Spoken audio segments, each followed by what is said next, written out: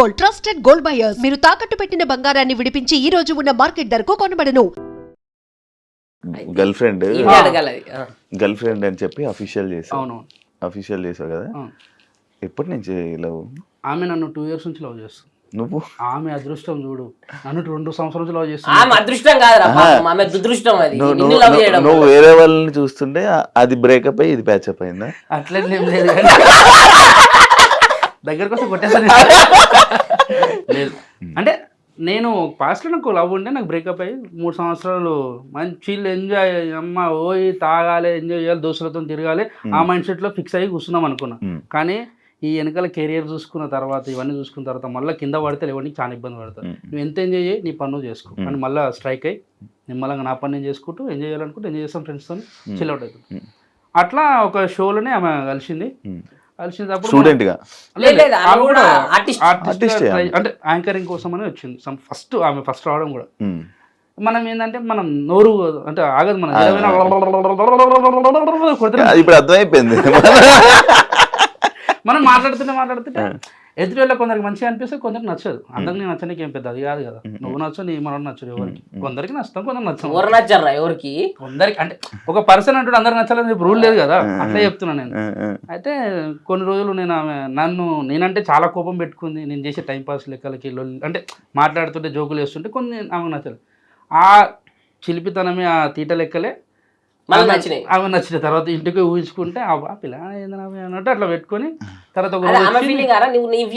చెప్పింది రాబోయే ఉన్నది ఉన్నది నువ్వు అట్లా నచ్చిన అంటే నాకు డౌట్ కొట్టింది. తర్వాత ఐ లవ్ యూ అని చెప్పింది ఒకసారి, అంటే ప్రపోజ్ చేసింది. నేను అన్న అక్క వద్దక్క అని చెప్పిన ఫస్ట్ వద్దు, నాకు ఆల్రెడీ నేను పెద్ద డోరెమాన్ అయినా ఒక దాంట్లో, నేను మళ్ళీ లవ్ జోలికి వెళ్ళాను.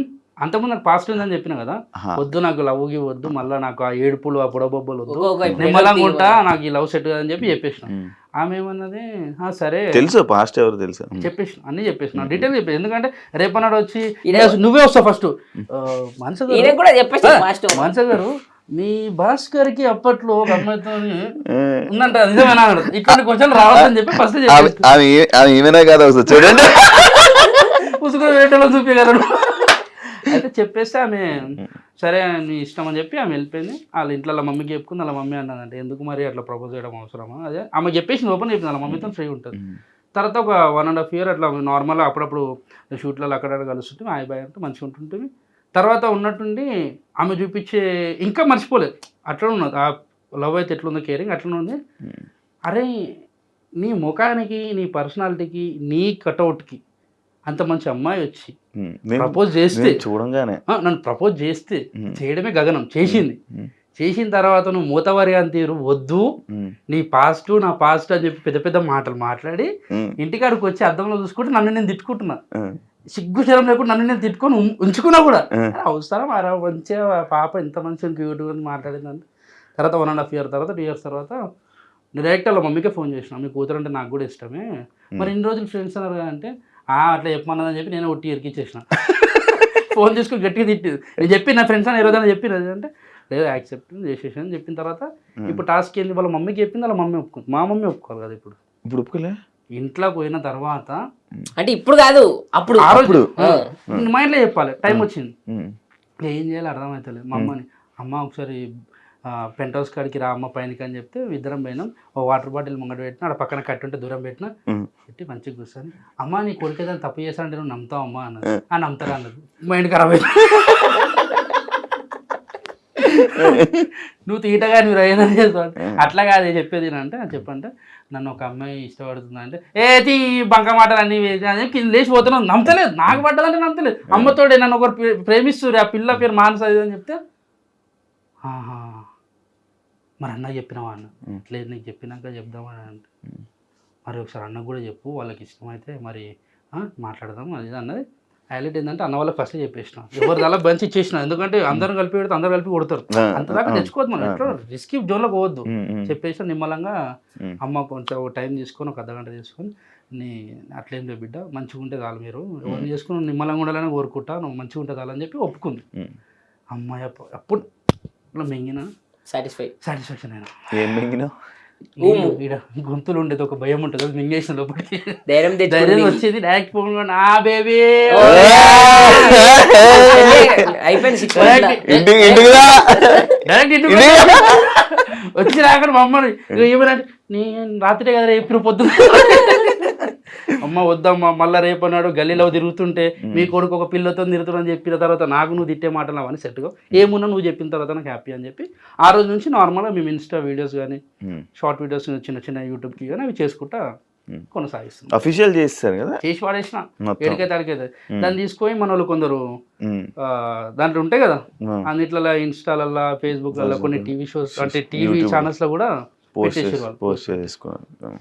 మరి మీ ఎక్స్ చూస్తే బాధపడుతుంది చెప్పిన ఆమెకు కూడా చెప్పేసిన. ఆమెకి ఎందుకు చెప్పినవరా?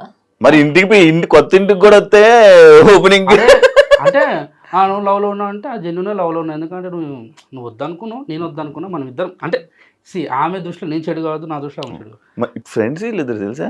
ఎవరిద్దరు? వాళ్ళిద్దరు ఎవరు ఎక్స్ ఉన్న వీళ్ళు మాట్లాడుకుంటారా ఇప్పుడు కూడా? ఆగు శ్రీ కాల్ టు మాన్సా. అరే అయిపోయినా తెలవాలని చెప్పినావు కదా 16 Pro Max నాది కూడా గ్యాప్ లో నాది కూడా ప్రమోట్ అయిపోయింది. ఫ్రెండ్స్ కదా ఏం లేదు చెప్పేసిన. ఎందుకంటే ఏ లేరు మనకు ఉండదు. ఆమె కూడా మాట్లాడింది అయిపోయి సెట్ ఎక్కడ కేల్కతా దుకాన్ బంద్ షురు కథం కదా నీది జ్ఞాని నీకేమో మనం ఫ్రీ బర్డ్ మనం. వాడు ఎట్లా తెలుసా పుట్టలకెళ్ళి పాంప్లెట్లు వెళ్తే అట్లా వెళ్తే చరిత్ర వీళ్ళందరికీ కుళ్ళు నేను సింగిల్ గా హ్యాపీగా ఎంజాయ్ చేస్తున్న లైఫ్ అని చెప్పి నేను కూడా ఏం చెప్పిన అట్లే చెప్తుంటారు అన్ని. లేదా లవ్ ఏం ఉండేది లేదు కదా. నేను ఒకసారి చూసాను నీ ఫోన్ నేను ఒకసారి నీ పక్కన ఉంటే ఒక ఆమె ఫోన్ చేసింది. అరే ఉండరా బేబీ వస్తున్నాను చేస్తాను బయట ఉన్నాను పార్టీలో ఉన్నాను మళ్ళీ చేస్తాను రా అని చెప్పి సైడ్కి వెళ్ళి మాట్లాడి వచ్చాడు. నేను వెనకే ఉన్నాను చూడలేదు. పబ్బుల సైడ్కి వెళ్ళి మాట్లాడి వచ్చింది. పబ్బులో కాదు బయటే. బయట నువ్వు ఎందుకు కలిసిన మీకేముంది? పని అండి చిన్న పని ఉండి కలిసా ఇంటర్వ్యూ కోసం అని వచ్చి కలిసా. అప్పుడే కలిసి నువ్వు ఉంటే ఇది ఇలా మాట్లాడకపోతే ఎలాగా కాదు. ఎంత సైలెంట్ గా ఎందుకున్నావు నువ్వు జ్ఞాని? ఎందుకు ఏం చేద్దాం?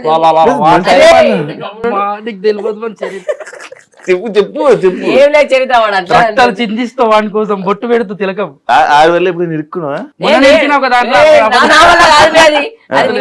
ఏంటిది చిన్న పంచాయతీ గొడవ మన నోడేమని అంటే నాకు సురం అంటది కాదు.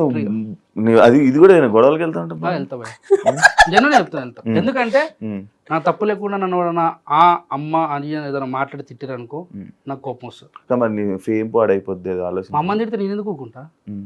బండి మీద పోతున్నా ఆరని కొట్టినా అరే తెరి అంటే అరే నేను ఆరనే కొట్టినా పోయా నిన్ను కొట్టలే నువ్వు ఊరు కూడా తెలియదు. నాకు ట్రిగర్ అయిపోతుంది. నేను మాట్లాడుకుంటాం సెట్ చేసుకుంటా తిట్టేస్తాను. అరే ముఖమే మచ్చ గిదంగా కనబడుతుంది. అది బ్లాక్ మాకు వచ్చింది ఎందుకో తెలియదు. ఇలా వచ్చింది